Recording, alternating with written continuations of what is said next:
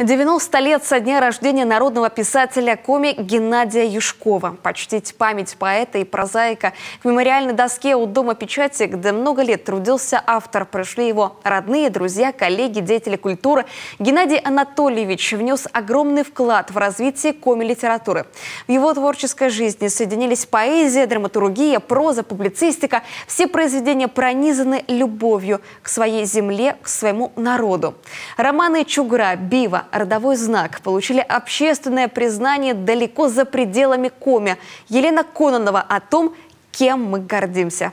Писатель с большой буквы. Он одинаково талантливо писал и прозу, и поэзию. Был драматургом. Главный герой его произведения неизменно сельский труженик. Трудолюбивый и открытый человек. Коми-морд. И неважно, комедийные это пьесы или романы, в своих персонажах автор всегда старался показывать только самые лучшие человеческие черты. В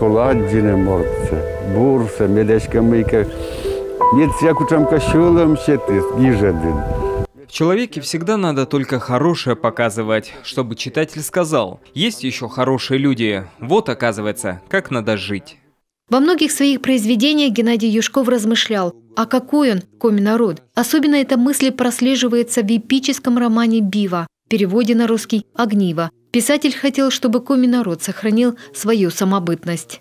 Санин тождыще, а езем иге мыки воште, комяс, мегашки мыки не воштем, характером ян вешчис.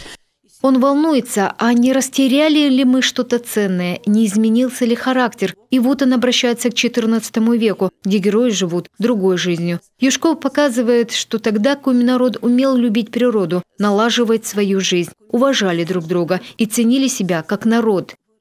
Писать Геннадий Юшков, как и многие в те годы его сверстники, начал еще в юношеском возрасте. Быстро затянуло. Окончив школу, поступил в литературный институт имени Горького в Москве. Во время учебы выходцу из коми-глубинки предлагали остаться в столице. Ответ был один – его ждет родина.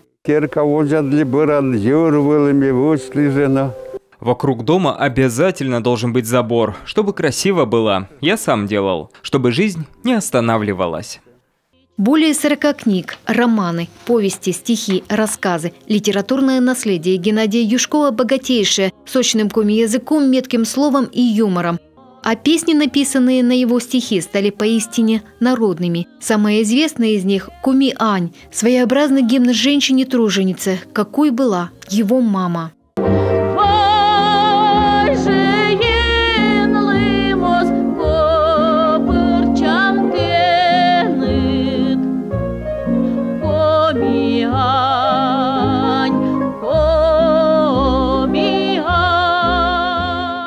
В 15 лет Геннадий Юшков руководил Союзом писателей коми. Был одним из инициаторов, организаторов и руководителей движения «Коми-Войтер». К нему прислушивались, ему доверяли. Он даже неоднократно избирался депутатом Верховного Совета Коми АССР, а еще был замечательным отцом и супругом. Его жена Галина Юшкова вспоминает: они всегда уважали и поддерживали друг друга, а своему супругу она даже посвятила книгу «51 год любви».